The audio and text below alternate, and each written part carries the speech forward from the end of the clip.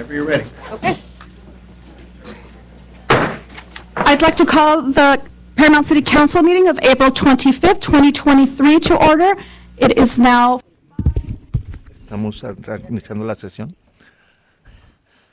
del 25 de abril. Podemos comenzar con el juramento de lealtad.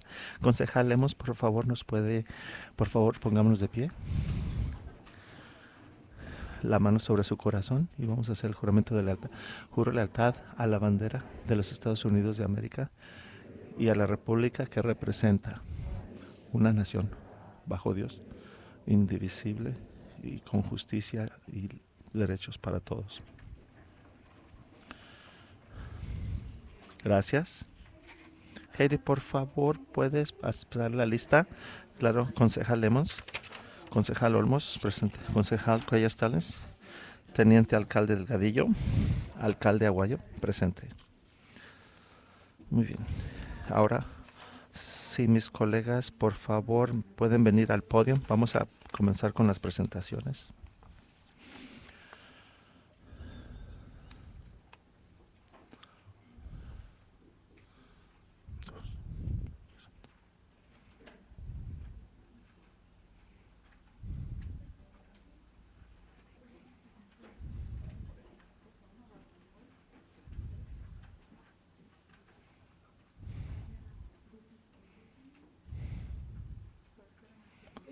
Buenas tardes a todos. Tenemos un número de presentaciones especiales. Vamos a comenzar. El primer paso es el otorgamiento de excelencia, por favor. Abril, coordinador, por favor.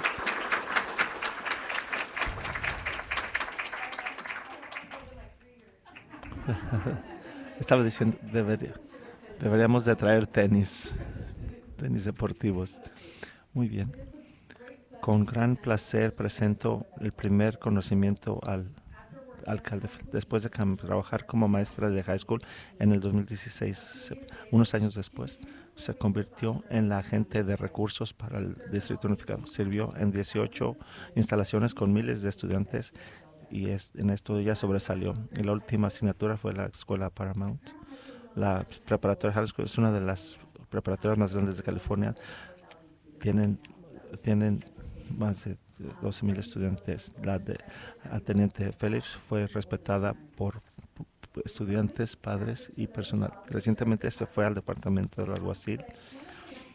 Una de sus últimas actividades en la cual fue voluntaria, coordinó el ejercicio de un tirador activo. Tomó más de 6 meses en organizar y coordinar y ella fue voluntaria para esto. En el 10 de abril, fue un proyecto muy ambicioso con más de 100 participantes de agencias de toda el área. Y sin olvidar las tácticas y las lecciones aprendidas siempre se pueden utilizar en la vida real, pero valió la pena el entrenamiento y considerado uno de los mejores ejercicios de este tipo en la región y solo va a hacer a nuestra comunidad más segura. La teniente dijo que ha sido uno de los tiempos que más disfrutó en su carrera. Agregó que no hay un ejemplo mejor de orden del público, publicidad segura, que trabajen juntos para servir a sus residentes. Le damos su agradecimiento por su creatividad y energía que ha traído a Paramount. Estoy orgullosa de decir que es la primera persona que recibe este otorgamiento. Por favor, tus palabras.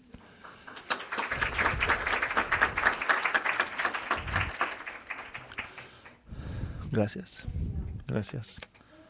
Gracias a todos por estar aquí. En realidad lo aprecio del corazón. Voy a utilizar este tiempo para presumir todas las personas con las que he conocido y que han hecho posible este día, lo que han hecho para mí en Paramount, comenzando con mi el lieutenant Morales, teniente Morales. Si tiene el placer de estar con él, usted se va a dar cuenta que es un hombre que va a estar en su oficina, pero también se va a poner el chaleco para hacer el turno con usted. Siempre está ahí y lo hace todo. No sé cómo lo hace, pero lo hace. Es callado, muy particular y lo empuja a dar lo mejor de usted y me dio esta proporcionalidad y comparto con él muchos de mis logros. y no sé,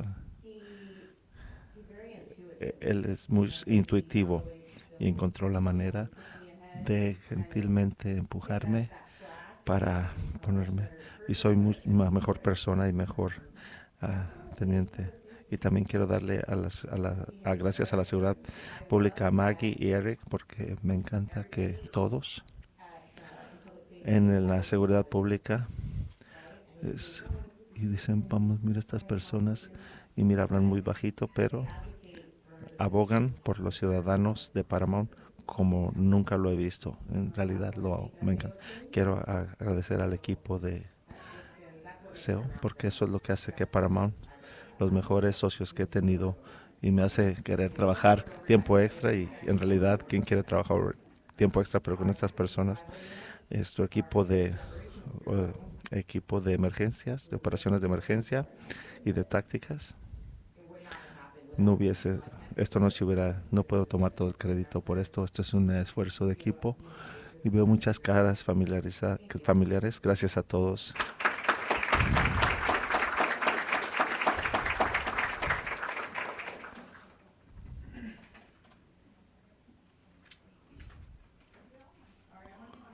Muy bien.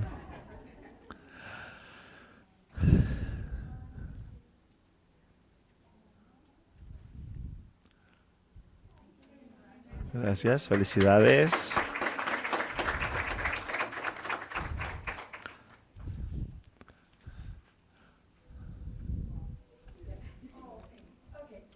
Ahora con el teniente Ángel Valenzuela, Giovanni Galindo y Valenzuela y cualquier otro teniente que fue del equipo, Ruiz, por favor pasen al frente.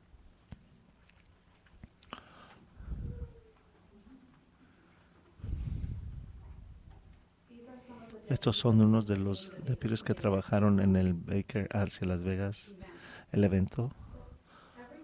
Cada primavera por 37 años, agentes del orden público de todo el planeta han llevado parte en la carrera Baker to Vegas. Esto involucra 10,000 corredores, invitados, miembros de familia y personal de apoyo que cubren 100 millas. Es el la carrera de alcalde. Este año el alguacil de Los Ángeles lo hizo muy bien. El departamento de mujeres ganó segundo lugar en su división y 34 de 240 equipos. Coincidentemente, el deputy Felix corrió con ellos, y Emily de Lily y el hombre de Lakewood sacó tercer lugar, el cual tenía 22 equipos, y terminaron entre 33 en 233 equipos. El deputy Valenzuela, Sepúlveda y Galindo fueron los capitanes de los equipos. Estos son logros maravillosos y hoy saludamos a cada uno por un trabajo muy bien realizado. ¿Quieren decir algunas palabras?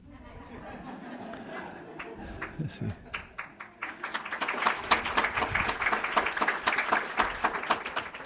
Gracias. Solo tomamos mucho orgullo en correr por nuestra ciudad, y no lo pudiéramos hacerlo sin el apoyo de ustedes. Gracias. En realidad apreciamos este reconocimiento y es todo. Ya sabes. ¿Cansado? Sí. Corrimos arduamente todos los días para representar nuestra estación y nuestra ciudad. Nos mantiene en buena condición física. Es mucha motivación, y tener a la ciudad respaldándonos, y al alcalde y a la ciudad de Paramount. Y la directora de Seguridad Pública, Maggie, nos ha apoyado. El lieutenant Morales siempre nos empuja, anima a correr más fuerte y para representar a la gente de Paramount. Y muchas gracias.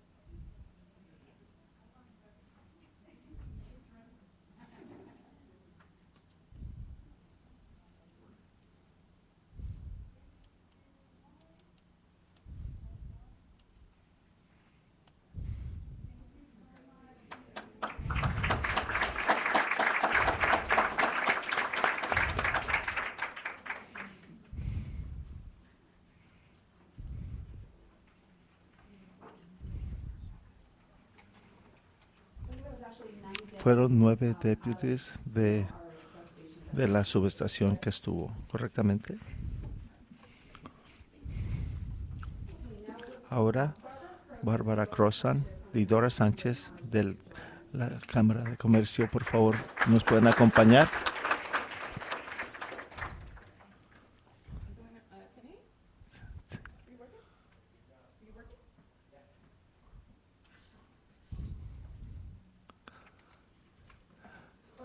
Bárbara es una directora ejecutiva y Dora directora de los servicios. El mes pasado, nuestro senador del estado, Lina González, reconoció al comercio y al distrito 33 las mujeres distinguidas. Y esta es la última mujer del comercio que cubre todas las partes de 14 ciudades. El reconocimiento fue parte del mes de la mujer y celebrar las mujeres que hicieron historia. Hoy felicitamos a Bárbara y Dora y les agradecemos por todo lo que hacen en nuestra comunidad. ¿Alguna de ustedes les gustaría decir algunas palabras? Dale, Bárbara. Hablo todo el día. Nadie quiere escuchar lo que tengo que decir, pero considero esto un honor completo servir a esta comunidad de esta manera. Estaba compartiendo con ustedes anteriormente que este es mi ministro de Paramount, poder servir a la comunidad, a negocios, conectar negocios con vecinos, con residentes. Amo lo que hago. Gracias.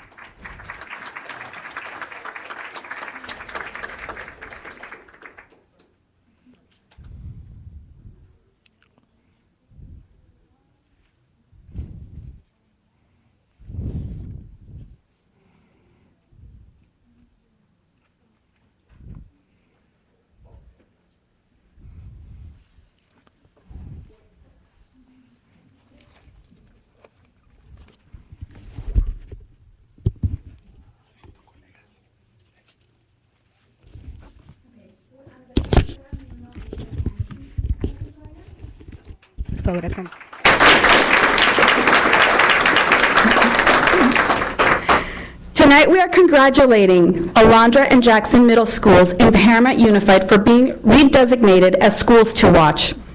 Andrea is principal at Alondra and Kelly is principal of Jackson. The Schools to Watch program is sponsored by the California Department of Education and California League of Educators. Those recognized are high-performing middle schools that demonstrate academic excellence, social equity, and responsiveness to the needs of young adolescents. In the entire state, there are only 186 schools to watch, so it is quite an honor.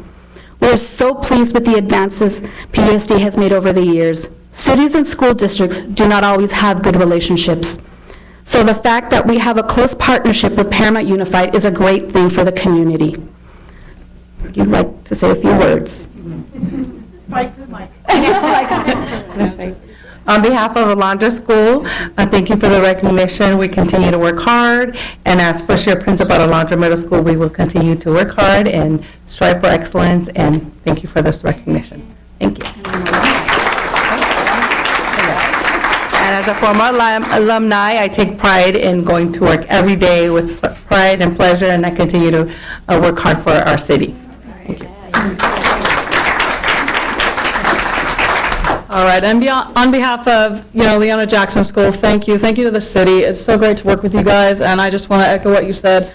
The relationship between the city and the district is something unique that, I think we all value so much, and I hope we continue just to make strides in the right direction and continue to work hard for our kids. So thank you so much to everybody involved, and I appreciate you guys having us here tonight.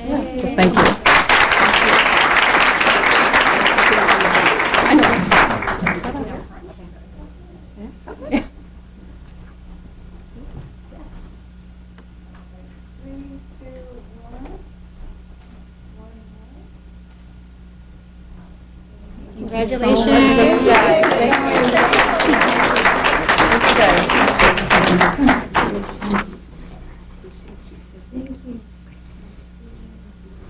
Okay, with Hollydale school teachers Alicia Ledesma and Christine Bakers and students Paul Castillo, Noah Edwards, Raymond John Estrada, Leonardo Herrera, Ruben Hoya, and Jessica Ortega, please come up and hear from the school.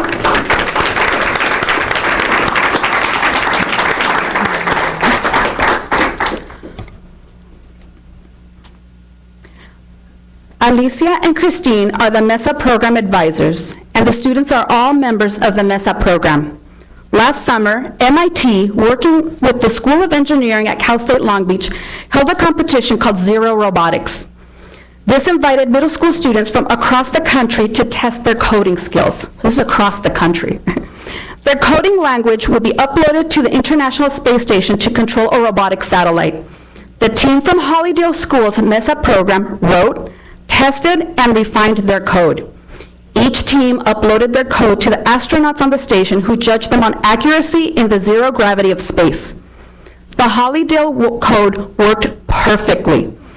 Yeah, and our Paramount Unified students, yes, won the competition. This is an amazing achievement. We are so proud of you for representing our city so well. Would any of you like to say a few words? Yeah, perfect. Thank you. I just want to thank my teachers, Miss Ledesma and Miss Buckers. They brought me into the program, and they really just pushed me to be better, and I wouldn't be here without them.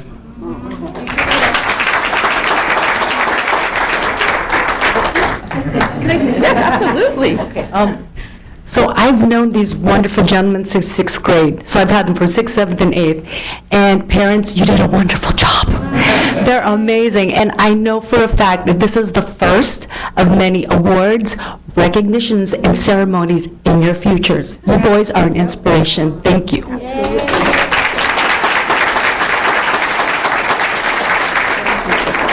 Okay, we're going to come up this way.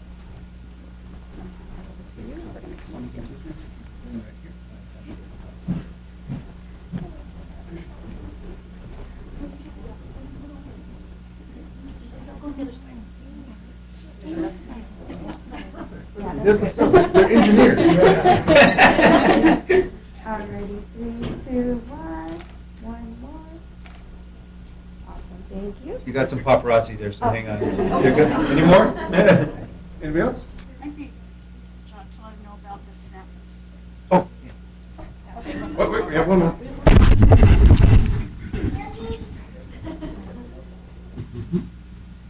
Thank you for the reminder.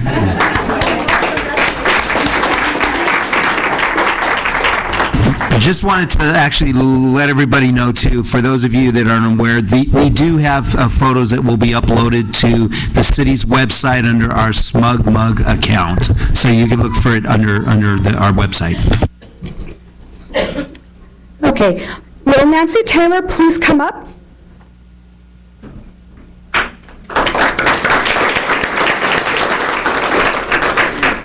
Nancy is a library assistant for our Paramount branch.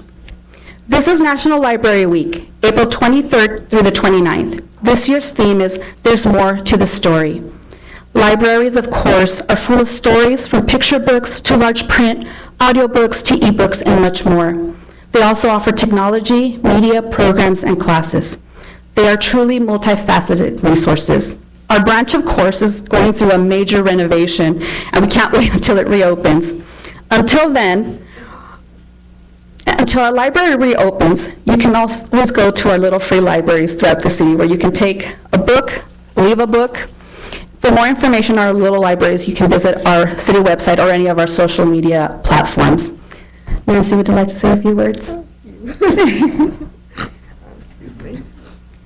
It's an honor to be here today, representing the Paramount Library. On behalf of my community library manager, Andrea Crow, and our children's librarian, Jackie Ramirez, it's a pleasure to be here, and I'm glad to accept this proclamation, and I'm really looking forward to our new library.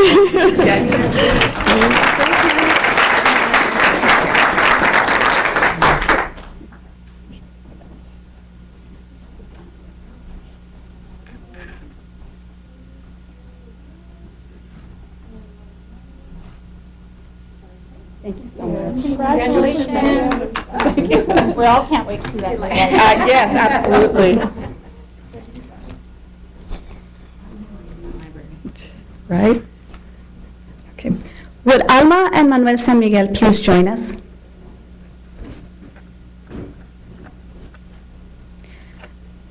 April is National Child Abuse Prevention Month, such an important recognition. This is time to focus on the importance of families and communities coming together to prevent abuse and neglect, which impacts all levels of society. In light of this, we are recognizing the work done by Hope for Healing. They offer therapy services to Paramount residents to assist with recovery from past trauma. Alma is the founder and CEO, and Manuel is Chief Financial Officer. Would one of you like to say a few words? My wife would. Well, we just want to thank you. We have been truly privileged to be here in Paramount now as Hope for Healing Counseling for over 12 years. And so we're happy to do the work that we get to do, trauma work, which of course is not something that we don't know about. We've all been impacted by trauma as human beings, and we have the privilege of facilitating the process of healing for our clients. So it's an awesome job.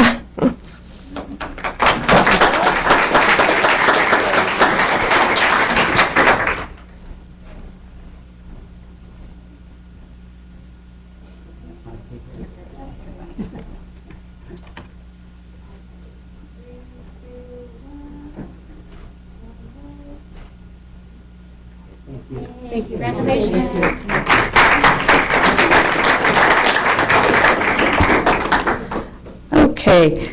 Would Samantha Salmeron join us, please? April is also Alcohol Awareness Month, which educates about the dangers of alcoholism and related issues. These are major problems that claim 90,000 American lives every year. Here are some things you can do to observe this month. Spend 72 hours without alcohol.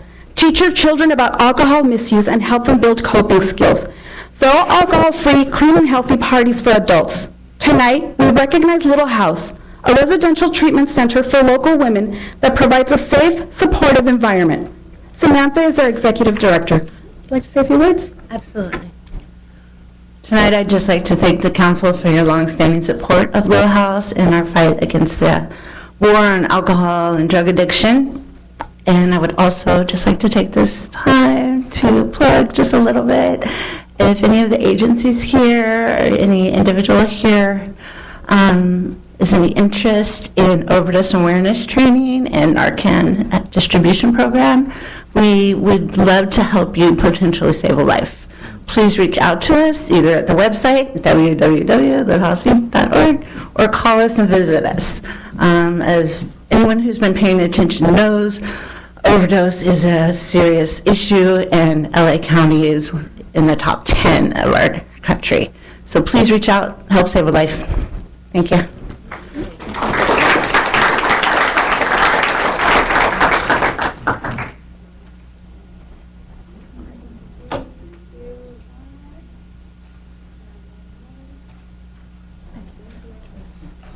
Thank you so much for the work you do. You know, it's personal.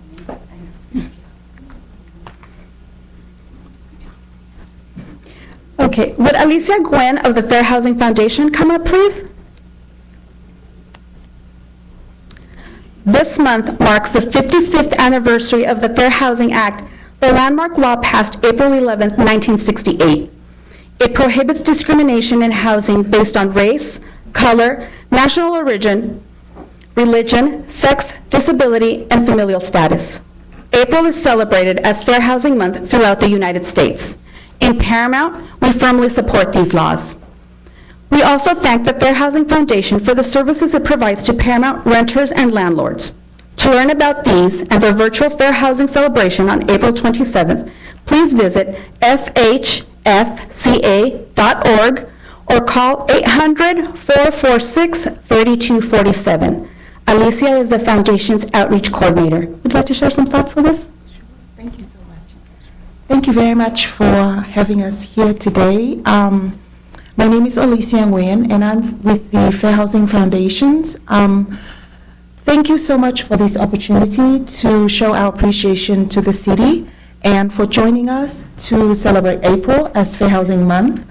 Please consider joining us this Thursday via Zoom. It's only an hour and a half, and we have celebrations, meeting our teams, winning cool prizes for the raffle.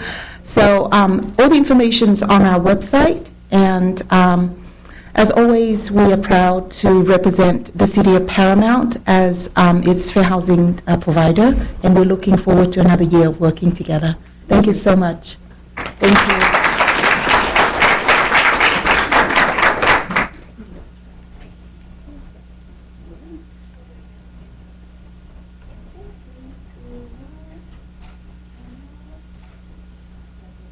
Thank you so much.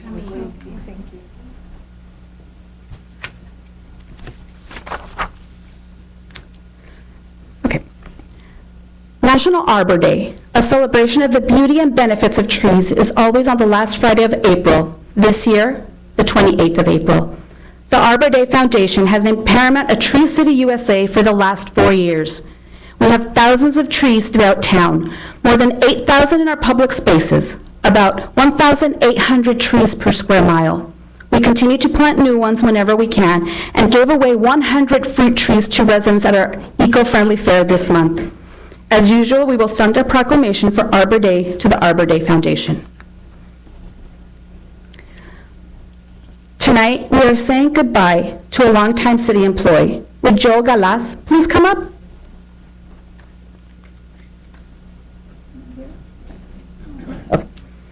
Okay.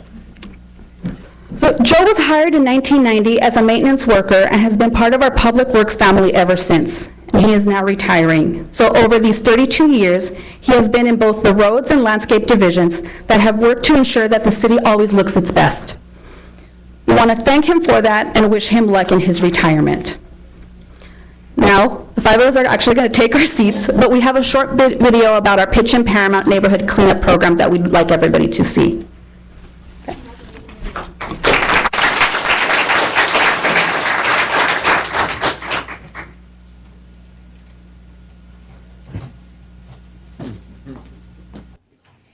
Do I interpret the video? Okay. Sure.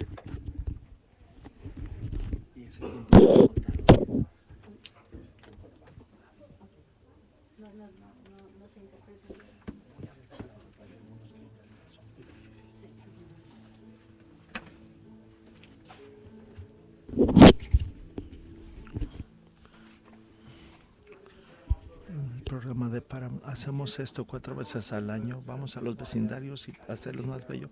Como pueden ver, tenemos un nuevo mural. Tenemos la oportunidad para que los residentes limpien la propiedad. Ponemos nuevos cercos para hacer más bello el vecindario. 3 o 4 cuadras a la vez para llevar una mejor calidad. Es un programa que en realidad tiene una colaboración del Departamento de Trabajos, del Departamento de Seguridad y muchas sin fines de lucro para revivir desde jardinería, pintura, levantar basura. Creo que los residentes sienten que Paramount quiere cuidarlos y no solo sentirse seguros en el vecindario, sino que el vecindario se vea mejor. Podemos encontrar esos programas diferentes que hacen a los miembros de la comunidad ser parte de algo. Y como ustedes caminan por las calles y ven a los residentes, vecinos salir y ser parte de este programa, muestra esa unidad. Es una bendición salir en la mañana y ver que la comunidad sale y participa. Tenemos familia, no solo es una organización sin fines de lucro como JRTC, no solo las iglesias, pero la comunidad que se emocionan en salir y ayudarse unos a otros y ayudar a nuestro vecino y hacer más bella nuestra ciudad. Me sorprendió ver cuántas personas estuvieron aquí. Llegamos a las 7:30 y había al menos 100 personas que yo conté. Y cuando esta comunidad y empiezan a salir los residentes y a trabajar, la gente se inspira. Ven que están limpiando su comunidad y quieren participar. Es importante dar. Es fácil, pero cuando usted da, se siente mucho mejor. Y todos trabajamos fuerte y es una manera de juntarnos como iglesias, centros cívicos y escuelas juntos para trabajar, para hacer más bello el vecindario. Y también hace una gran diferencia en la seguridad de la gente que ve. Tenemos voluntarios que vienen en cada proyecto y hay un buen y otros. También tenemos una gran participación de la comunidad, pero podemos usar más. Siempre podemos usar más voluntarios. También es enseñar a nuestros niños a entender el valor de que esta es su ciudad y que la cuiden, y también ayudar alrededor de la ciudad, ayudar a las personas mayores a limpiar su jardín, sacar la basura. Es parte del programa de los servicios de comunidad que apoya muchos. La ciudad le da mucho al público. En realidad, hay muchas cosas que ellos aprenden, al igual que es ayudar a la ciudad, liderazgo, comunicación, todas estas habilidades que son parte del programa de CRTC. Es una bendición al estar aquí y ayudar a otros. La gente necesita la felicidad que traemos. Yo estoy aquí para eso. Significa construir fortaleza y una alianza entre la ciudad, las fuerzas policíacas, que todos salgan juntos con un propósito, y el propósito es más belleza. Creo que es muy único para la ciudad salir y muchos voluntarios y colaborar. Nos hace sentir como somos parte de esto. Aunque yo vivo en el otro lado de Paramount, camino en nuestro vecindario, hablo con los vecinos y todos están muy agradecidos de que tomamos el tiempo en nuestro sábado en la mañana en ser parte de esto. Un voluntario, esto es una gran oportunidad de conocer sus vecinos y ver lo que la ciudad de Paramount. Si voy a la tienda, al almacén o al supermercado, ve usted esos vecinos, salen y le dicen gracias, gracias señora Vilma por venir y ayudarnos y hablar con nosotros y preguntarnos otras necesidades de la ciudad. ¿Qué más podemos hacer para usted? Y espero que todos en la ciudad de Paramount vengan y participen en uno de estos programas que tenemos y salimos a su vecindario solo para hacerlos más bellos, para embellecer sus vecindarios.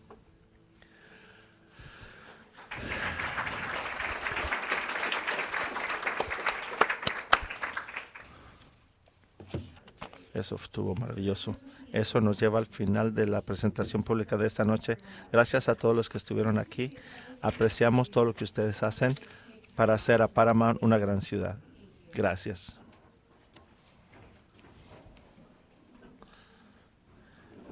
Entonces vamos a seguir y una pausa por un minuto.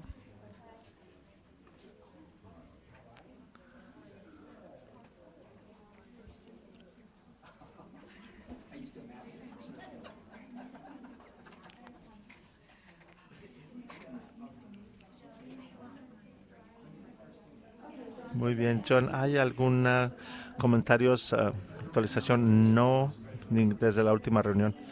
¿Algún comentario público para las reuniones de esta noche? ¿Correos electrónicos?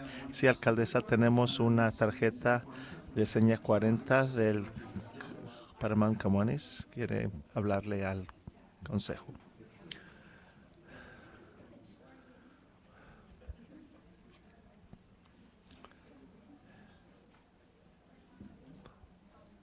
Hola, buenas tardes a todos. Mi nombre es Yesenia María 40 y estoy aquí de parte de la Kiwanis Paramount.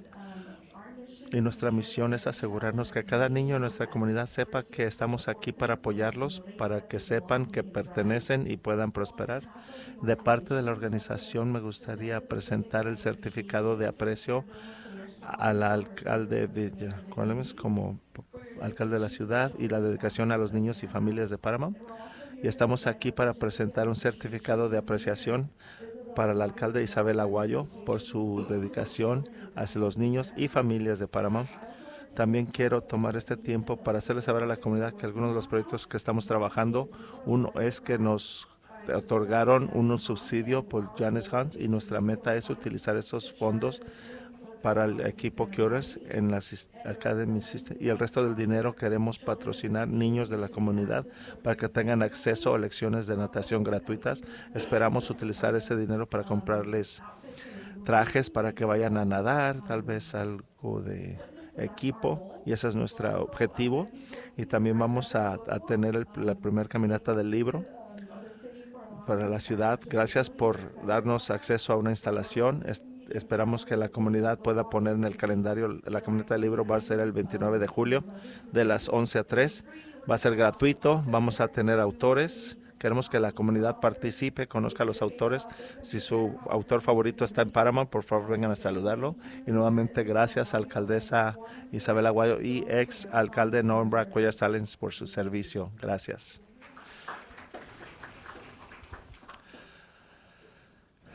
Gracias, muchas gracias. No tengo más comentarios públicos. Por favor, ¿podemos tener una moción para el... ¿Me adhiero? Vamos a pasar lista. Concejal Lemos, concejal Olmos, concejal Cuellar Talens, teniente alcalde Delgadillo, alcalde Aguayo, alcaldesa Aguayo. Entonces vamos a seguir a nuestro primer orden de negocios, un reporte oral del Club Rotary Club. No creo que el representante está en la audiencia, entonces podemos continuar con la siguiente reunión. Lo podemos pasar a la siguiente reunión. ¿Necesitamos alguna moción? Por favor, me adhiero. Por favor, puede pasar lista. Concejal Lemos, concejal Olmos, concejal Cuellar Talens, teniente alcalde Delgadillo y alcaldesa Aguayo. Sí. Bien, entonces vamos a seguir con el tema artículo 16, que es el plan para prevenir y servir a los vecinos que están experimentando falta de vivienda y desarrollo. Tenemos una presentación de los servicios de las personas desamparadas, Kingdom Casas. Están aquí para proporcionarnos con un repaso del plan de personas desamparadas, y después de este plan lo adoptamos hace 5 años, en el 2018. El plan ante ustedes es una revisión de eso, incluye nuevas estrategias que tenemos para enfocarnos en el programa de personas desarraigadas o sin hogar para los próximos 5 años. Con nosotros está Miss Christine Burki, de la directora ejecutiva de Kingdom Casas. Cristina. Buenas tardes, honorables concejal. Es un placer total estar aquí y haber trabajado con ustedes en los últimos 2 meses. Y qué reunión tan divertida. Comenzó con todas las celebraciones. Tenemos amigos que estuvieron aquí, que los estaban celebrando. Estoy aquí para dar un repaso breve del plan y lo que entró en ese proceso. El historial y la metodología que tomamos. Ustedes ya tuvieron un gran plan cuando llegó COVID y todo eso. Lo que hicimos, nos aseguramos de tener tiempo de entrevistar a la mayoría de ustedes como concejales, al gerente estatal y el distrito de Paramount y algunos personales, y hablamos con 5 organizaciones y proveedores con la comunidad Fate. Entrevistamos 2 vecinos de Paramount que tienen experiencias vividas. Déjenme definir. Quiere decir que habían experimentado estar sin hogar o voces muy importantes que queremos tomar en consideración. Hicimos 2 sesiones que se asistieron donde mejor de lo que anticipábamos comparados con experiencias del pasado en otras ciudades. Tuvimos 45 residentes que salieron y fue una discusión muy viva. Y pudimos hacer encuestas a 72 de sus vecinos sobre la feria de seguridad en otoño. Todas estas cosas las tomamos en consideración, además de buscar póliza y fondos. Usted sabe, las personas sin hogar es muy complicada y una cuestión política muy viva, especialmente en el condado de Los Ángeles. Queremos asegurar de tomar en consideración la parte política y las oportunidades de fondos, aunque eso cambia rápidamente. Como muchos de ustedes lo saben, pudimos entrevistar a la ciudad de Scottsdale, que está aquí atrás en su jardín trasero, y Loaza, al igual que unas fundaciones locales que tienen un historial de iniciativas de subsidios y fondos y de inseguridad de vivienda.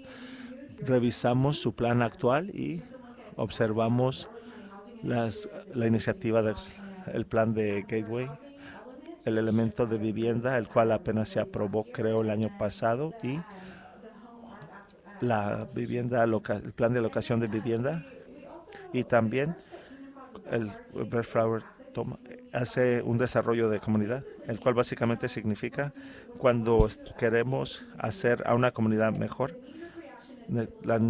queremos ver qué está mal y para decir qué necesitamos, pero nuestro enfoque es tomemos una pausa y hacer un inventario de todos los buenos recursos que ya tenemos aquí para no poder reinventar la llanta y construir colaboración, lo cual nos da más refuerza las culturas que ya tienen aquí como comunidad, pero también los recursos. Vamos a hablar de eso más adelante. Algunos de los hallazgos que notamos mediante esas entrevistas y encuestas y la búsqueda de pólizas fue que hubo algo muy notable, desde curiosidad, compasión, por la mayoría de las personas que entrevistamos. Quiero hablar de esto. No solo fue compasión, sí, vamos a hacer todas las cosas. Fue compasión inteligente, lo que es una escala física. Cómo asegurarnos de que esté sostenible y asegurarnos de que no estamos ocasionando más daño al ayudar. Fue un sentido de compasión con mucha visión y muy notable específicamente en la ciudad de Paramount. También aprendimos que hay un deseo de la mayoría de los tenedores del Estado para extender los servicios y construir o repensar apropiadamente una escala de recursos físicos dentro de los límites de la ciudad. Vamos a hablar del entorno que ya tienen aquí en un minuto, pero quiero enfatizarme que sean apropiadamente en escala. Y lo último, la disposición de los residentes de ser más participantes en un grupo que ustedes comenzaron hace un par de años, The Helping Hands. Lo segundo parte que sobresalió en los retos geográficos que tenemos, ustedes, es una comunidad que se ha construido, está muy populada, no hay mucha espacio para jugar. También están en una posición única geográfica donde son parte del condado de Los Ángeles, en un área están en un área de servicios 6, pero al igual que sus conexiones con sus socios y con las ciudades, y a veces eso significa que ustedes tienen recursos diferentes y contactos en algunas de las ciudades con las que ustedes colaboran. Estas son cosas que queremos saber y hacerles saber a ustedes. Lo siguiente fue que hubo casi todos con los que hablamos, personal, desde vecinos y los residentes y dueños de negocios y las experiencias de vecinos que han estado sin vivienda, todos hablaron de la presencia, ayuda del Departamento de Seguridad Social y el personal. Muchas veces lo nombraron. Es notable que ellos pudieron construir una confianza y un reporte con tenedores de mucha diversidad, que en realidad a veces no se llevan bien o que tienen opiniones favorables de las mismas personas. Eso fue muy notable y también necesitamos reforzar eso. Tienen algo bueno aquí, cómo reforzar y mantener y sostener eso. La siguiente fue salud, con preocupaciones de la salud mental, y trajeron buenos compañeros para enfocarse en la salud mental, y esto fue algo que apareció casi de inmediato.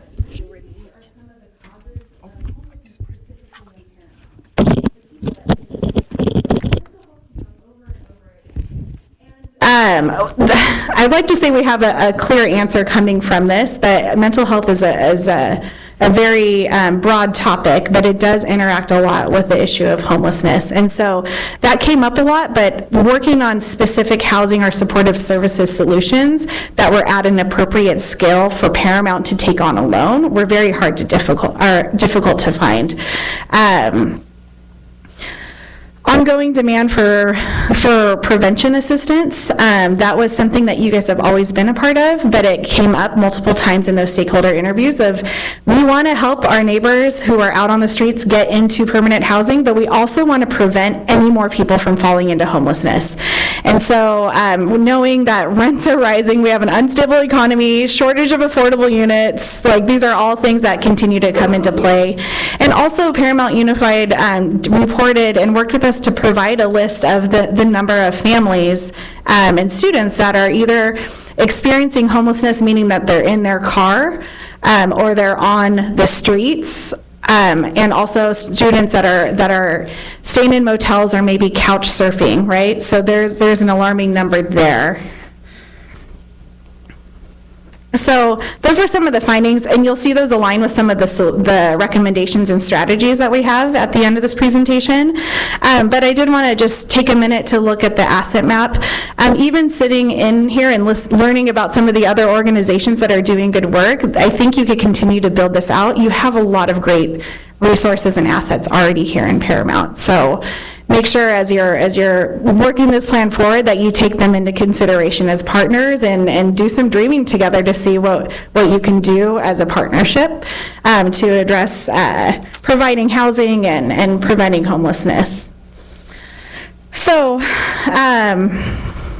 Let me talk about that. Okay, so the other part that we did was taking a look at the last plan that you did, 2018, right? Life changed in 2020, but your city still made quite a bit of progress on the goals that you guys agreed to in 2018. Some of those key things were expanding new partnerships. So you brought on Family Promise of the South Bay to serve your families experiencing homelessness. You had a safe storage program. You were able to work with Bell Shelter, Salvation Army, to get actual shelter beds. So when somebody in Paramount was ready to get off the streets, they had a bed to go to, which is hard to find. You partnered with CityNet to do a count, and you continue to partner with LASA. Your community engagement, the Helping Hands of Paramount Working Group, where it looks like you guys had a great start pre-pandemic, and then when all the gathering restrictions came on, that slowed a little bit, but we hear that you guys are continuing this, and that was just something we wanted to call out as progress from that plan. And lastly, there is a dedicated page of information on the city website, so it's very helpful. You could click around and find a lot of information. You guys do a great job being transparent with the resources and the work that you are doing as a city. And then the last thing was collaboration amongst city departments in the school district, which we heard earlier tonight. I'm going to, for the sake of time, skip to this next one. There are bigger picture policy discussions. Paramount is not in a silo. You're in the gateway cities. We're tucked right here in southeast LA County amongst a lot of other small cities. And so as you look at issues of housing and mental health and affordable housing, like these have to be more regional discussions. One of the things that we recommend you pay attention to is some of the state discussions specific to mental health supportive housing and street outreach services. COVID with the tenant protections expiring and how that will impact families and households that are at risk of homelessness. The rapidly changing and political nature of homelessness, and the funding opportunities that are going to come online in the next little bit related to this. So this is the juicy part of the juicy probably isn't the right word, but the fun part of the presentation, which is, well, what do you do? What are the recommendations? So we have 4 categories. The first 2 are things that you guys are already doing, so the goals are more around expanding those. The second 2 have a little bit of the outside of the box thinking and recommendations there. So with the strategies around homeless prevention, our recommendation is that you expand what you have already done. You guys do that well, both by funding that internally and by finding external partnerships that could leverage outside dollars on behalf of Paramount residents. Increasing the awareness of those programs, which I believe is probably going to happen through your ad hoc committee. You guys are you have your finger on the pulse of those resources, so continuing to ensure that the public is aware of those. And the last thing is collaborating with local funders who are supporting senior homelessness prevention. That was a topic that came up a lot in our interviews, is the concern for senior citizens who are on fixed income.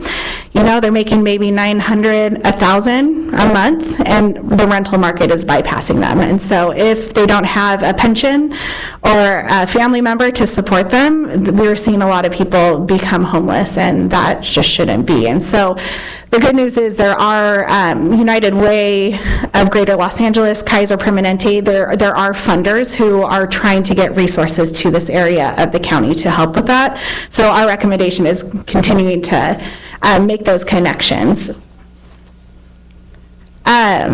Again, with community education and engagement, this is something you guys have done well, and so our recommendation is that you continue to prioritize the growth of Helping Hands of Paramount Resident Working Group, doing a strategic planning session with the residents themselves to see the direction that they want to go. I think there's a lot of cool opportunities here.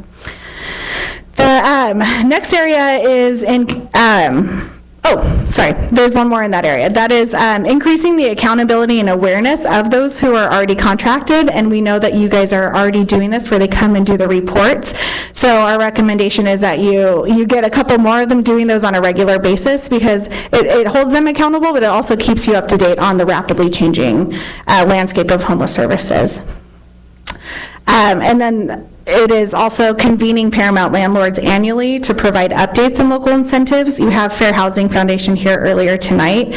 They already offer those meetings here, so our recommendation is tag teaming on one of those to really listen to the landlords and see what it will take to help them welcome more of our neighbors experiencing homelessness to be their tenants.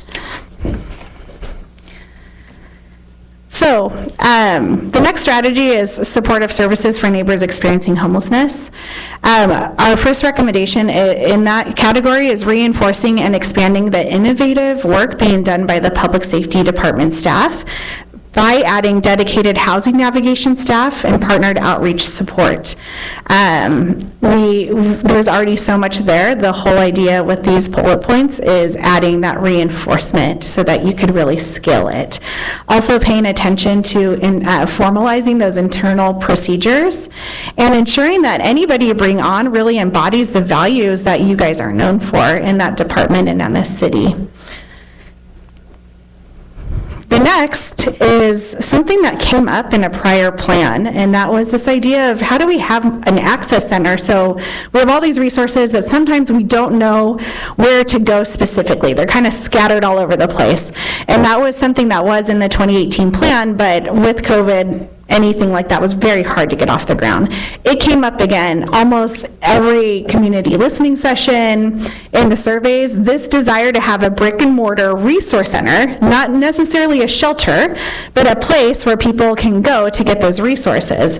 But you guys don't have a lot of land. So what we recommend is that you convert an underutilized facility that's already owned by a local government or a civic organization as a resource center or an access center for those residents who are in need of housing and experiencing housing insecurity. So what that looks like is next steps are meeting with the leaders of those institutions to explore those conversations, because it has to be a true partnership. And using the asset map, if you are able to get that off the ground, to see if you could leverage low or free cost resources to be there. The next one is maintaining and considering expanding the investments in your family service providers that are partnered with Paramount Unified School District to prevent those families and students from becoming homeless, or quickly connect them with resources so they could get off the streets. And also maintaining the contract with Salvation Army Bell Shelter for your reserved emergency shelter beds until a contract with the more proximate shelter is available. The last thing is, as mental health issues came up as areas of concern and wanting to see resources built, an idea that we had after talking with staff and stakeholders was maybe you probably won't be able to build the state-of-the-art mental health housing here in Paramount. You don't have a lot of land for that. But you do have great local mental health providers, and if there's a way to incentivize them to have offices and more community center space in the city of Paramount, you might be able to get some more of those mental health resources out to your neighbors who are in need.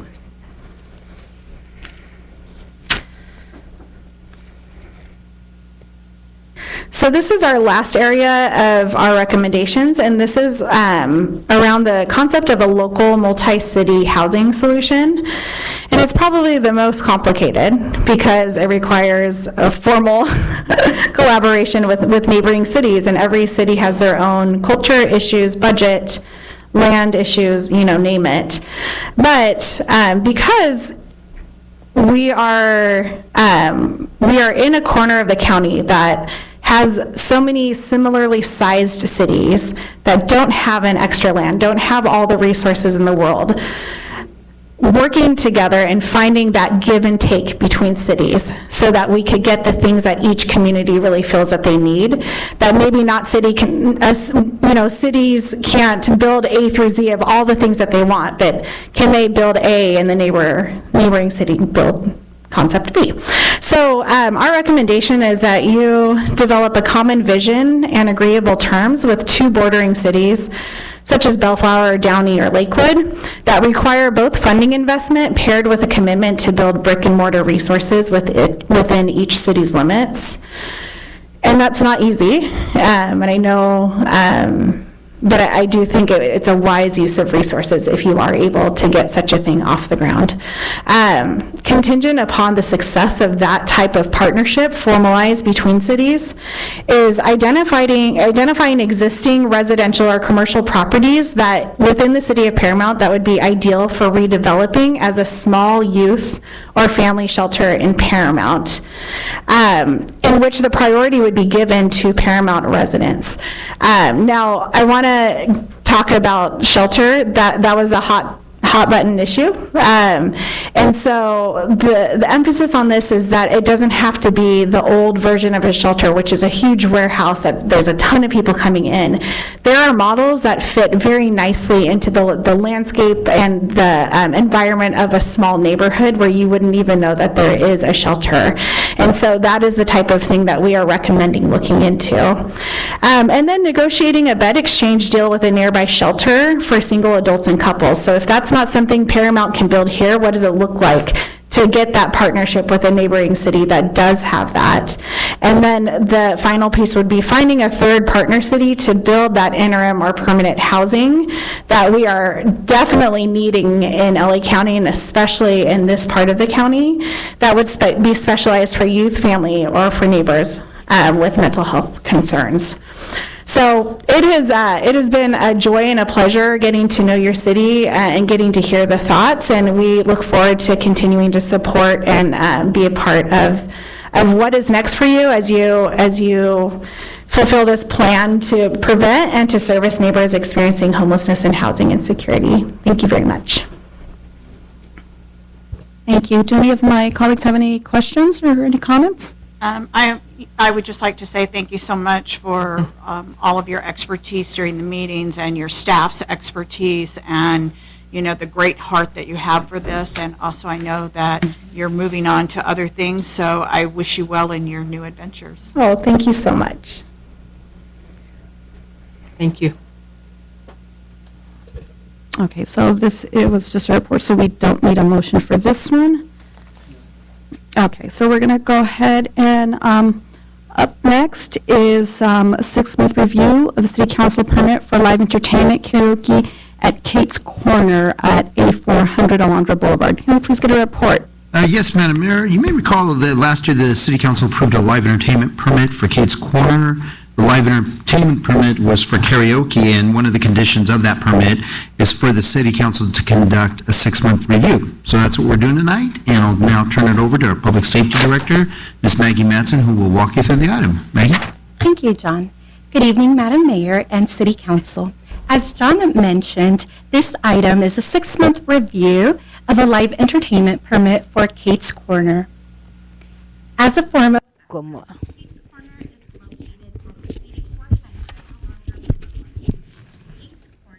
Cada esquina está ubicada en la esquina de, tiene una licencia ABC, el cual wine for on-site consumption. The live entertainment permit was approved by the City Council on September 6, 2022, and this is a 6-month compliance review.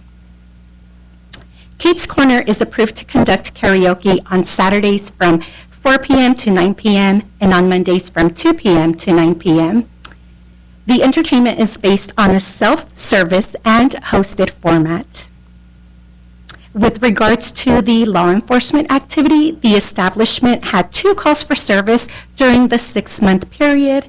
The 2 calls were general calls for service not related to the live entertainment component. As part of the 6-month review, Public Safety and LASD personnel conducted a walkthrough and verified that the establishment has an appropriate video surveillance system in place.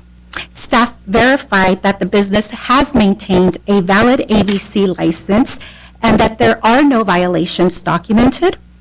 The establishment has complied with and adhered to all the conditions of approval, and there are no law enforcement or community concerns regarding the live entertainment permit at Kate's Corner. With that, it is recommended that the City Council receive and file the report with the stipulation that staff conduct an annual review And this item does align with strategic outcome number 1, which is safe community. This concludes my report. I am happy to answer any questions that you may have. Thank you. Any questions, comments? I move the item. I'll second it. Roll call, Heidi, please. Councilmember Lemons? Yes. Councilmember Olmos? Yes. Councilmember Quer Stallings? Yes. Vice Mayor Delgadillo? Yes. Mayor Aguayo? Yes. Okay, now we have an award of contract for playground replacement at Paramount Park, All-American Park, and Progress Park. Is there a report, John? Yes, there is, Madam Mayor. You're absolutely right. We're getting new children's playground equipment for 3 of our parks, and we're asking for your approval, and this project is part of the current fiscal year budget. However, as you're about to hear, the equipment will not be installed until next fiscal year. So with that, I'll turn it over to one of our management analysts, Ms. Rebecca Bojorquez, who will walk you through that. Rebecca? Members of the City Council, before you tonight, as John mentioned, is an award of contract for the playground replacement at Paramount Park, All-American Park, and Progress Park, City Project Numbers 9254, 9350, and 9351. So for some background, as part of the fiscal year 21-22 CIP budget, the Paramount Park Playground Replacement Project was approved. As you can see on the on the left-hand side, the current playground was installed over 20 years ago with grant funds, but the equipment has aged, making it very difficult to maintain and has really exceeded its useful life. Unfortunately, staff was unable to complete the project last fiscal year due to significant delays caused by COVID, and as such, the project was carried over into this fiscal year as part of the approval budget for the 22-23 budget. In the current fiscal year, the All-American Park Project Replacement, which is in the center, and the Progress Park Playground Replacement Project to the right was approved. Similar to the Paramount Park Playground, the All-American Park Playground and Progress Park Playground are well over 20 years old, and similarly, because of their age, are becoming increasingly difficult to maintain. The city issued a request for proposal for professional playground equipment designs and installation on December 29th, 2022. Before the RFPs were due, staff conducted a site walkthrough of the 3 current playgrounds so vendors could see the space and aesthetic of each park. The RFPs were due on February 6th, 2023, and the city received 5 proposals. Staff reviewed each proposal and selected Pacific Place Systems as the proposal most aligned with the city's vision was the lowest cost proposal at $638,945, and their proposal added the desired and appropriate play elements. Knowing that the Paramount Park Playground Project is funded through the city's Measure A funds, and there are currently unallocated Measure A funds available, staff asked Pacific Place Systems to revise their proposal for Paramount Park. As you'll see in an upcoming slide, the original concept for Paramount Park did not seem to fit the city's namesake park. Staff asked that Pacific Play make more use of the space and increase the size of the playground itself. The revised proposal to the Paramount Park Playground saw an increase of the budget of $116,000 of the original budgeted amount. The projected timeline for completion is 30 weeks after the signed agreement, which places completion tentatively in November 23. Here is a video rendering of the All-American Park Playground replacement. This playground has both an area for 2 to 5-year-olds and 5 to 12-year-olds. It has an ADA accessible ramp, as well as an ADA inclusive swing set. The playground has integrated ground play elements, connected shade structures, multiple slides and climbing apparatuses, a bucket spinner, and a modern teeter-totter. There is currently greenfield equipment surrounding the playground. The equipment will be temporarily removed for the installation of the playground and then reinstalled once the playground is complete. We'll let the video finish so you can see it.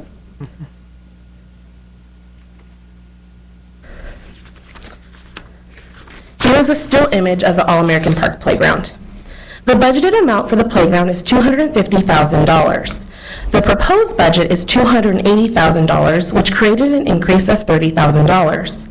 As you'll see with the Progress Park playground, there is a savings with Progress Park, so staff will be realigning budget to account for the increase at All-American Park and the savings at Progress Park. Now here is a 3D rendering of the Progress Park playground.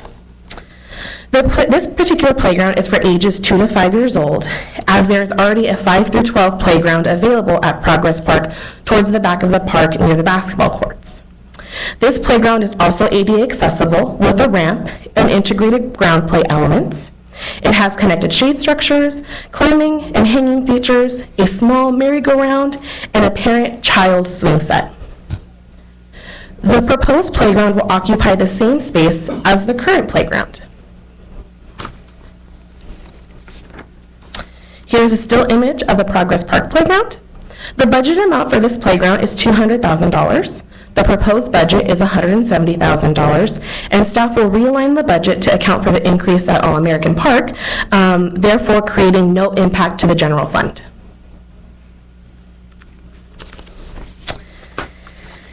This is the original proposal for Paramount Park. Although this is an upgrade from what is currently there, staff felt it did not capture the full available space and lacked the wow factor for the city's namesake park. The budget amount for the Paramount Park playground is $200,000, and the original proposal came in under budget at $195,000. Knowing that there are available unallocated Measure A funds, staff asked Pacific Play for a revision. And here is that revision. This playground staff felt had that wow factor. This particular playground is for 5 through 12 years old. It's ADA accessible with more integrated play elements, as well as a larger swing set with partner swings and individual swings.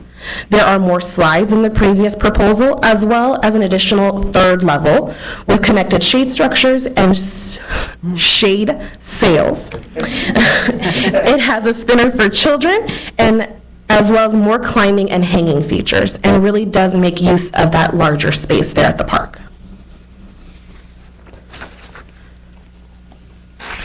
The revised proposal for Paramount Park is $316,000, which is about 1/3 more than the allocated amount. The large increase can be seen again by the additional tower, the third level, and the larger swing set area. So now to the fiscal impact. Currently, the allocated budget for all three projects is $650,000. With the revision to Paramount Park, it has revised the total budget to $766,000. As the table shows, the increase to the All-American Park project is considered essentially a wash because of the savings with the Progress Park project, creating no impact to the general fund. To cover the increase at Paramount Park, staff is requesting an additional $116,000 of unallocated Measure A funds. The total contract award for Pacific Play Systems is $749,825.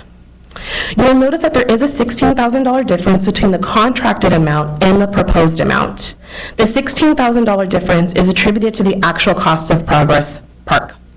The Progress Park playground cost is slightly under than the proposed amount, which is a $16,000 savings. Staff is requesting leaving that $16,000 in the Progress Park budget should there be any unforeseen expenses that arise as the project continues. So with that, it is recommended that the City Council, 1, appropriate an additional $116,000 of available Measure A funds to the Paramount Park Playground Replacement, City Project Number 9254, and 2, award the contract for the playground replacement at Paramount Park, All-American Park, and Progress Park to Pacific Play Systems Incorporated in the amount of $749,825, and authorize the mayor or her designee to execute the agreement. And that concludes my presentation, and I'll be happy to answer any questions. I have a question. Thank you. Go ahead. Oh, I'm kind of drawing. oh my God, I love it. Go ahead. I mean, I wish I was a little kid again. It's just, I mean, my God.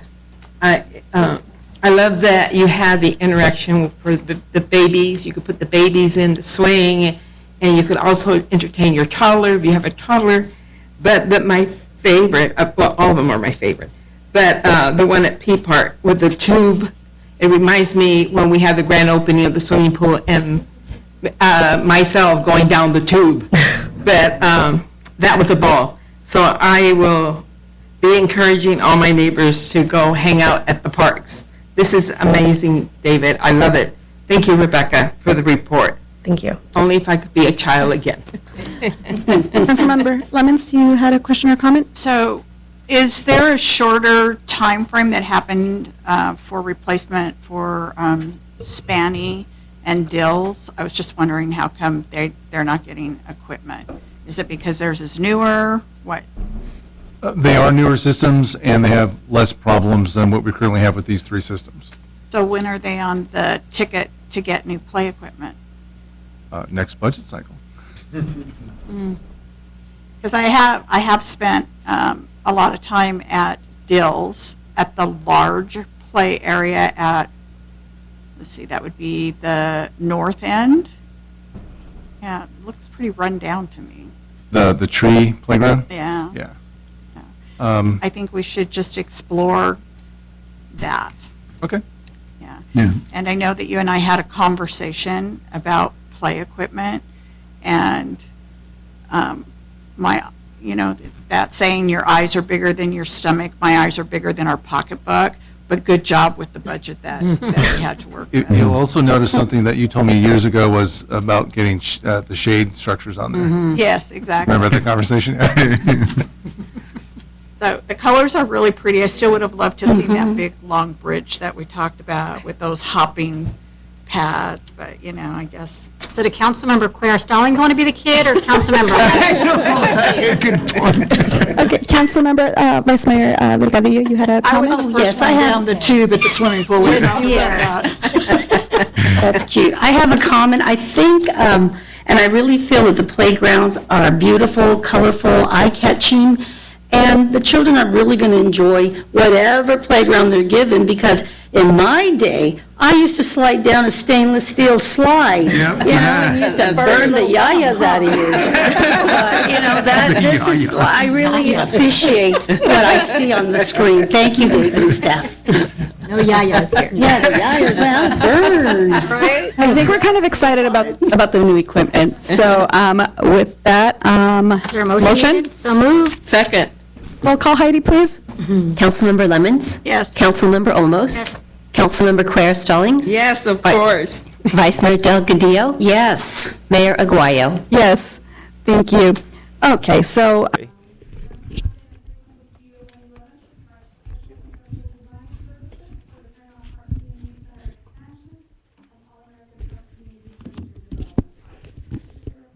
Yes, Madam Mayor and Council, we're dreaming big. This next item is an approval of an agreement, as you mentioned, that we'd like to hire a firm to provide us with conceptual designs for an expansion of our existing community center, and also for possibly a brand-new community center at another park. Think of conceptual designs as a vision of what we'd like to see here. It's not a full set of construction plans, we're not quite there yet, but it's the first step. So with that, I'll turn it over to our Assistant Director of Community Services, Ms. Yesenia Guillen, and she will handle the item. Thanks, John. I just told Dave you got the night off tonight. Good evening, Madam Mayor, members of the City Council. As John mentioned before you tonight, it's an approval to enter into an agreement with Studio 111 for our conceptual design services. We really wanted to show you guys a timeline of what really takes the effort to go into a plan and really getting into anything that we actually enter here in the city. So the conceptual design is the first step in the project development process. The conceptual designs are the attractive designs for what the buildings could look like. As identified in the timeline, the conceptual drawings for Paramount Park Community Center and proposed All-American Park Community Center will be done this fiscal year. The construction design plans will be part of our fiscal year 2023-24 budget. After the construction plans have been developed, the necessary funding needs need to be secured in order to construction to begin. The image on the left is an aerial shot of the Paramount Park Community Center. Currently, the building, as you know, functions as a senior center Monday through Friday from 8 a.m. to 5 p.m.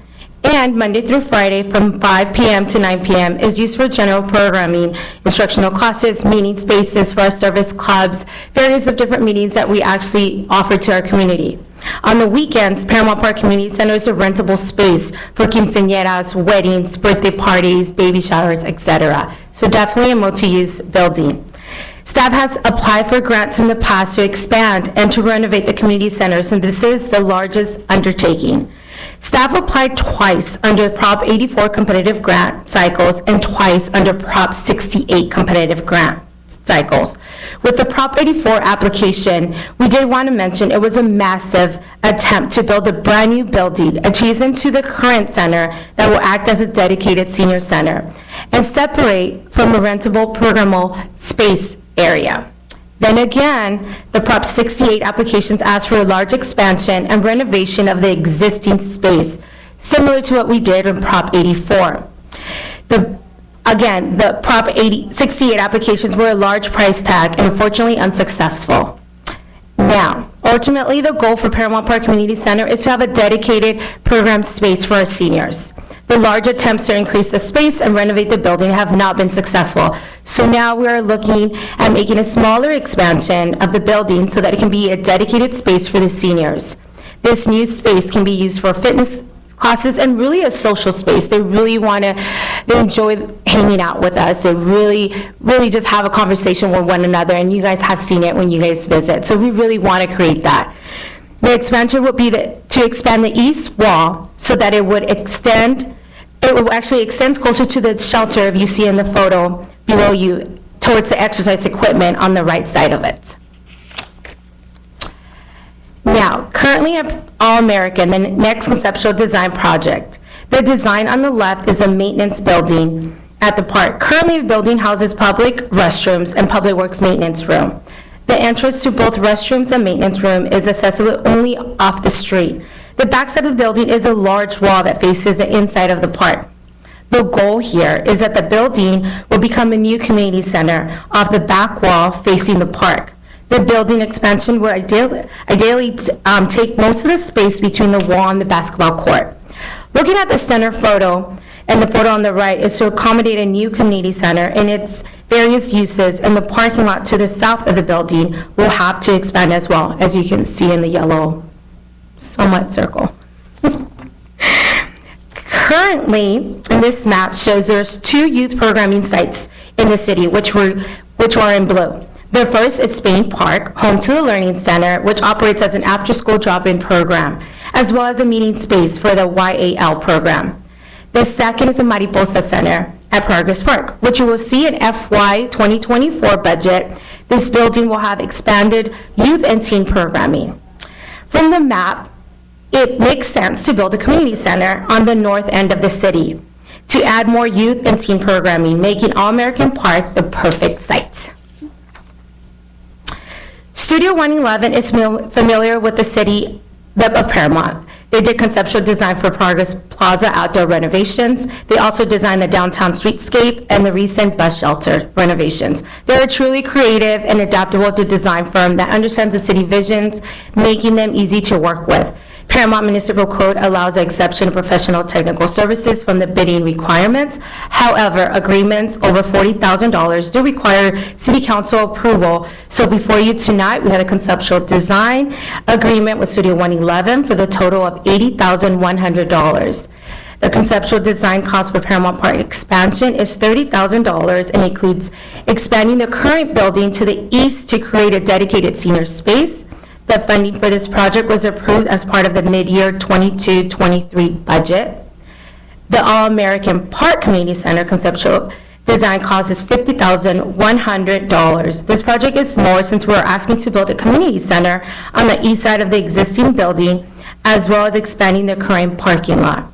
That funding for this project was also approved as part of the mid-year 2022-23 budget. So with that, it is recommended the City Council approve the agreement with Studio 111 in the amount of $80,100 for the conceptual design of Paramount Park Community Center expansion and All-American Park Community Center Development Project. That concludes my presentation. I'm happy to answer any questions. Any comments or questions? Okay, The item. Second. roll call, Heidi? Excited. Love it. Councilmember Lemmons? Yes. Councilmember Olmos? Yes. Councilmember Quer Stallings? Yes. Vice Mayor Delgadillo? Definitely yes. Mayor Aguayo? Yes. Thank you. Thank you. Let's see. Okay, so coming to the end of business, the next is an authorization for emergency repairs of the Clearwater Building. Can we please get a report? Yes, you may, Madam Mayor. As you had just said, we had some emergency repair work that needed to be done at Clearwater. We need your authorization for this, and I'll turn it over to our Public Works Director, Ms. Adriana Figueroa, who will walk you through the item. Adriana? Thank you, John. Madam Mayor, members of the City Council.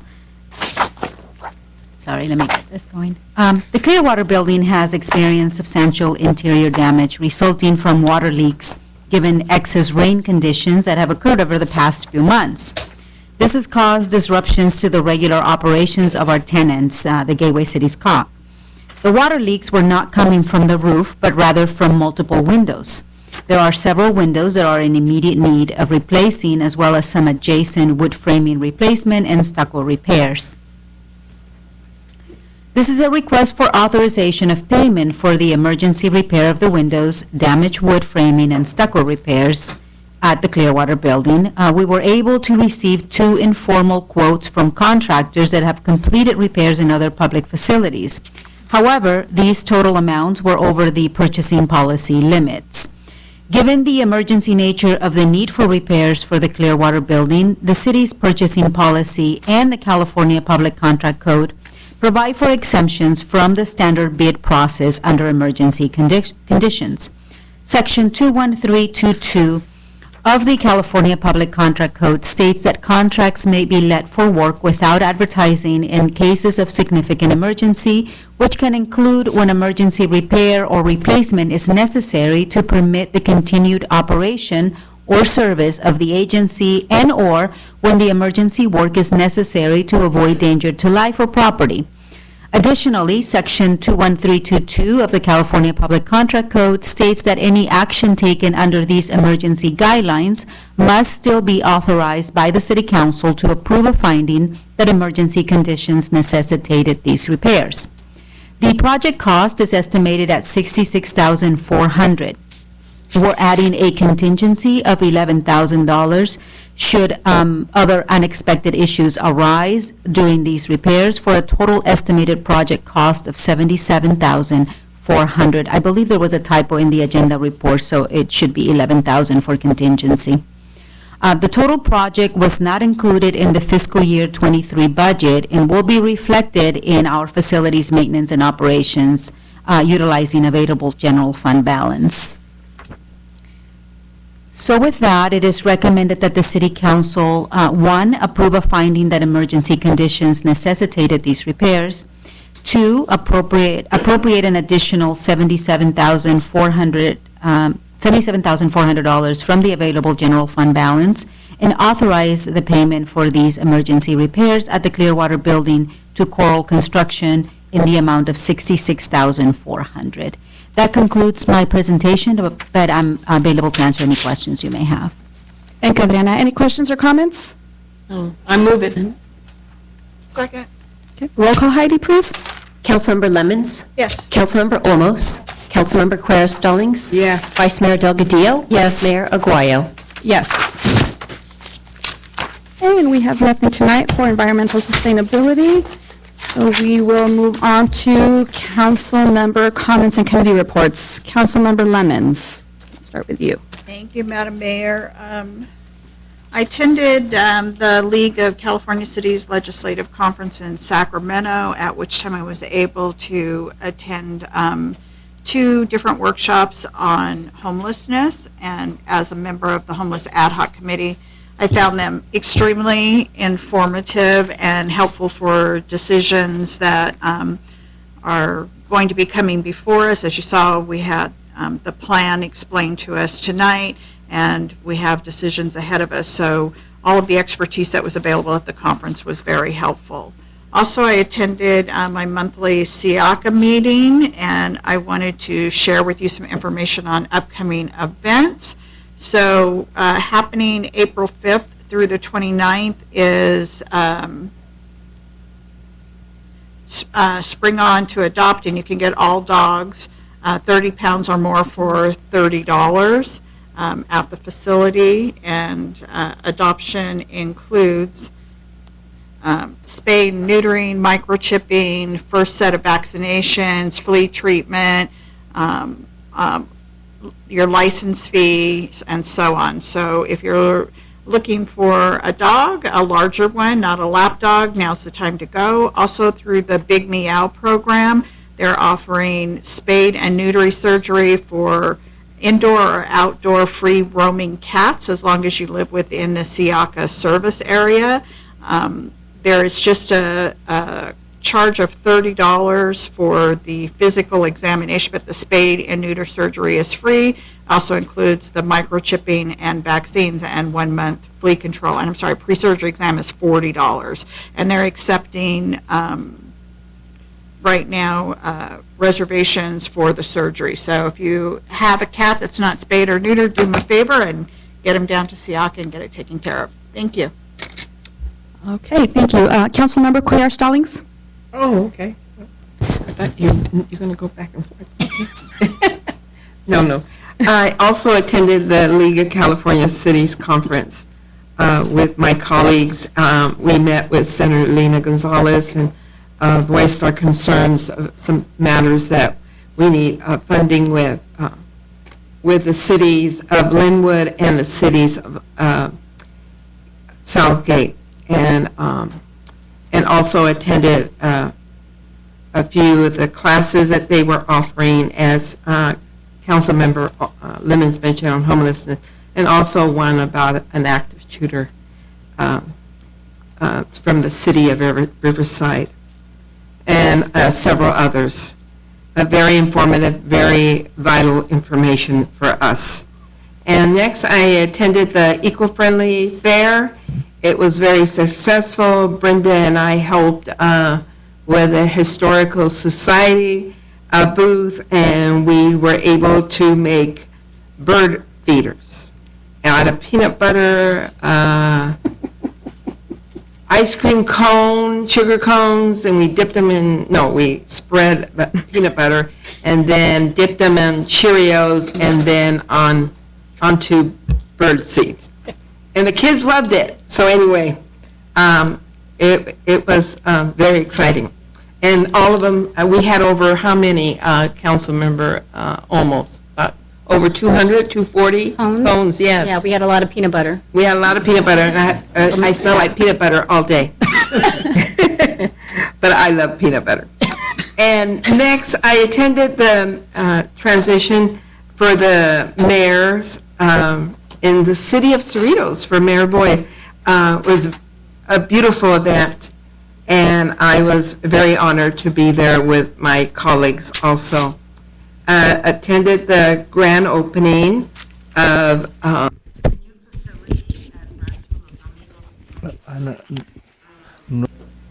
this is a facility that really touched my heart. It's called the New Crisis Resident, is for inmates and mental illness patients that are going to have a treatment program at the Southeast LA County area. We met with the team, Mayor Isabel and I attended. We were able to tour the facility. The facility provides urgent care for those inmates that are just being released, or if some of them are having mental illness, behavior crisis, and they teach them basic living skills.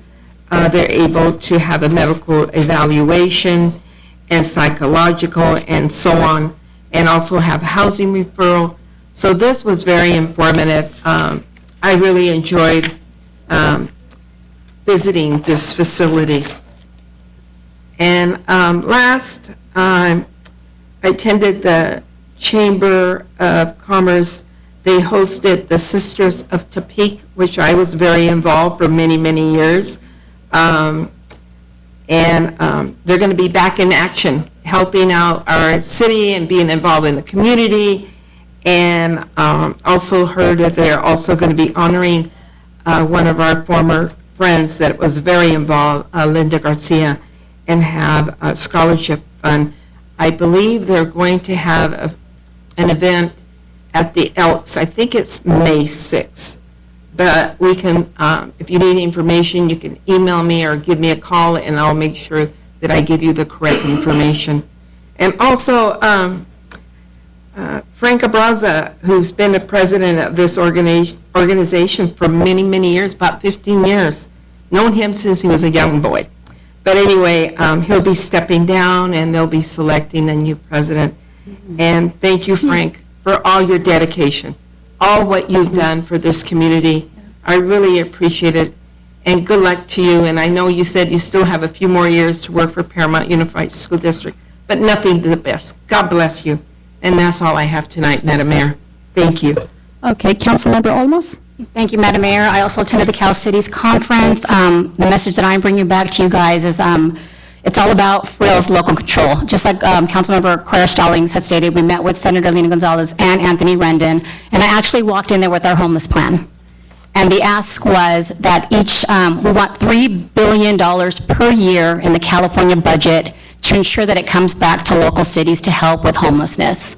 We know that we're not getting the funding like we need to, so there was about 100 local officials that were actually standing in front of the Capitol with signs that said local control, asking for this to be added to the budget. So it's a big push, it's a big conversation, and I think it just kind of coincides with what we heard today. We need help, we need funding to put this plan into place. All of our cities need to take their action and do what we need to do. We all need to help each other, but we need to also figure out as cities what we can do individually. And I wish we can find the funding to do a resource center. That would be amazing. So again, I think tonight with Kingdom Causes coming, it all kind of plugged in together. I get what our voices were out there asking for this $3 billion per year from the state budget. Quer Stallings already talked about an eco-friendly fair, and yes, a lot of peanut butter and ice cream cones. Paramount Historical Society, we did have, don't forget, it's our parade on June 5th, so putting it out there, please let us know if you want to be involved. You can get a hold of, August 5th, God. That was like next month, right? Gee, sorry. I'm making myself nervous, so, yeah, me too.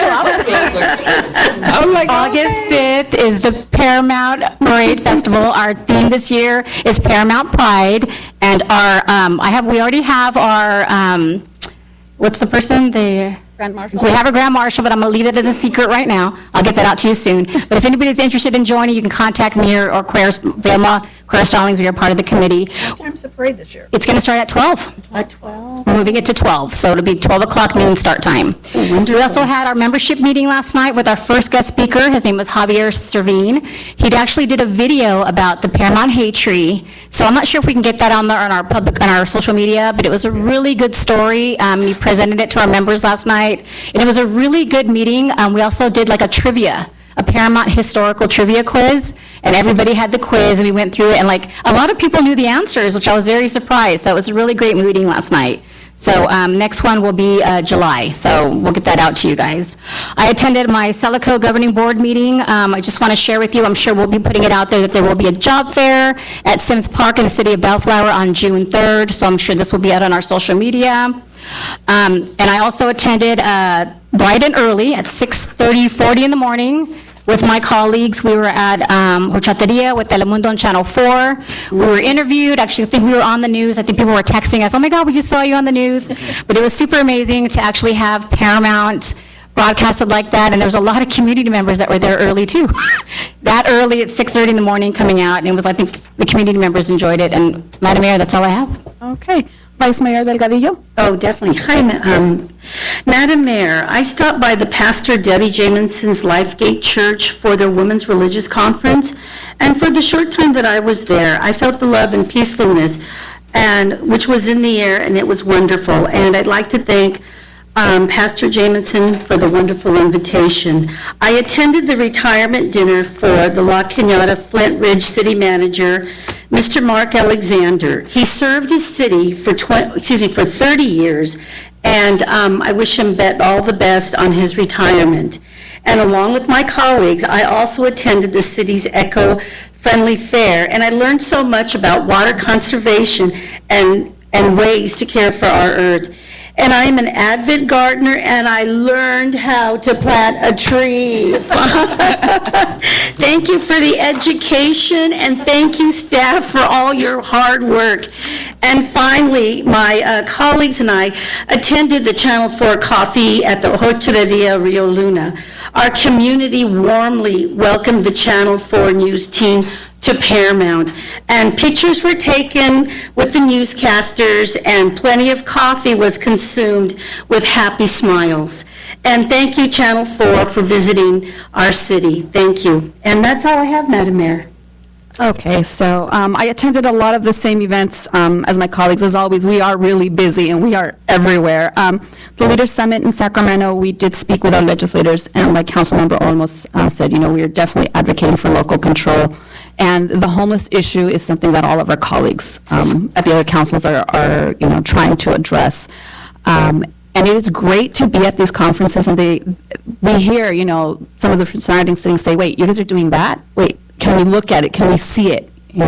So we're doing great things. We're, really, a step ahead of a lot of these things, and just trying to just grasp what we can. But it is great because, I think we've all heard, different colleagues from other areas say, we're not doing that yet. How long have you guys been doing this? And some of it is fairly new to us, but those are the things that we're like, well, we've been doing it for a while. So that just speaks volumes about just the teams, in our city.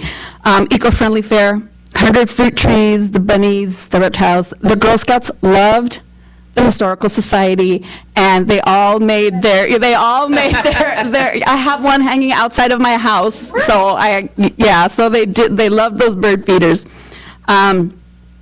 And then I was also at the horchateria. It was very early, and that early there was a lot of people at the horchateria, just a lot of residents and people that had moved out of Paramount and came back because they saw that. And it was nice to hear their stories of like, oh, I remember I would go here, or I did this, or I grew up, in this neighborhood. So it was really great.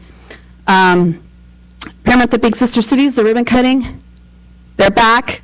So we expect some good things from them. And then I was also in Sacramento. I went by myself. But I was there actually to speak on AB 1708. And this is actually it was a proposal to reform Prop 47. And basically what we were asking for was just an increase in accountability for repeat theft offenders. And in some cases, it offered pathways for diversion programs. Unfortunately, it did fail to pass the Assembly Public Safety Committee. However, I have seen, kind of been following this now because it is important to us. The weekend before I was up there was that incident at the 7-Eleven. So I went up there after hearing that, and I was angry. I was angry that this is happening in our community. And so I was even angrier when I saw that, that this did not pass. Because again, what do we tell those business owners? The clerk that said that they locked themselves in the restroom because they were afraid. That is not okay. So I have heard that they're going to see about taking it up again later at another hearing later in this year. So we definitely have to, just follow that and see where it goes with it, because we definitely need to speak up. And there's a lot of things that you experience firsthand when you're there, and it is not okay that our businesses and our residents are having to deal with some of these, where there hasn't been consequences like there was in the past for some of these repeat thefts. So it was definitely powerful. So we need to follow that. That is all I have. Any comments from staff? Yes, Madam Mayor, just a few. As you mentioned, Topeka is back. Topeka Sister Cities Association is back, and we as staff are happy to hear that too. As you know, they played an integral part in the annual Easter Fair. We took it up this year and previous year because of the lack of the Topeka Sister Cities Association becoming involved, so now that they're back, we're excited for that. The next thing is the video that you all saw. That was produced by our communications consultant, and I'm sure you really enjoyed it. It was a really professional video. Just want to make you aware, we applied for the Helen Putnam Award for that program. So the video was submitted to the League of California Cities, who obviously gives out the Helen Putnam Award every year at the big conference, which is coming up in September, I believe. So we'll see. We have our fingers crossed that that with the video, the application with the program, the volunteer program that we applied for, that we would be good candidates for the Helen Putnam Award. So for those of you that don't know, the Helen Putnam Award is very prestigious in local government in the state of California. They only select a few cities of the 482 cities that are in California are picked each year for this distinguished award for either programs or services that are creative. So we hope to win. We'll see what happens. So, yeah. Win that before. We did quite some time ago. Yeah. Once, or was it twice? Chris, do you know how many times we won Helen Putnam? Just once? Do you twice? Yeah, you're right. Yeah, twice. So hopefully we can. Yeah. Yeah. So fingers crossed.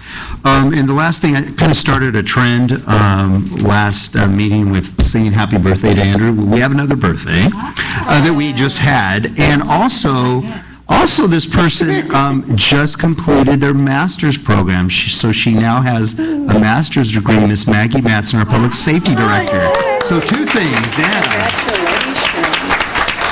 So she completed her master's on Friday, and her birthday was on Sunday. So happy birthday. Happy birthday. It's up to you. Let's see. Okay, let's do it. Happy birthday to you. Happy birthday to you. Happy birthday, dear Maggie. Happy birthday to you. And she said this morning she's so happy to be done with her program and her thesis, and now she can go back to becoming full-time mom and a full-time public safety director. And that concludes my comments, Madam Mayor. Congratulations, Maggie. And with that, we'll go ahead and adjourn our meeting to a meeting on May 9th, 2023 at 6 p.m. Have a good night, everyone.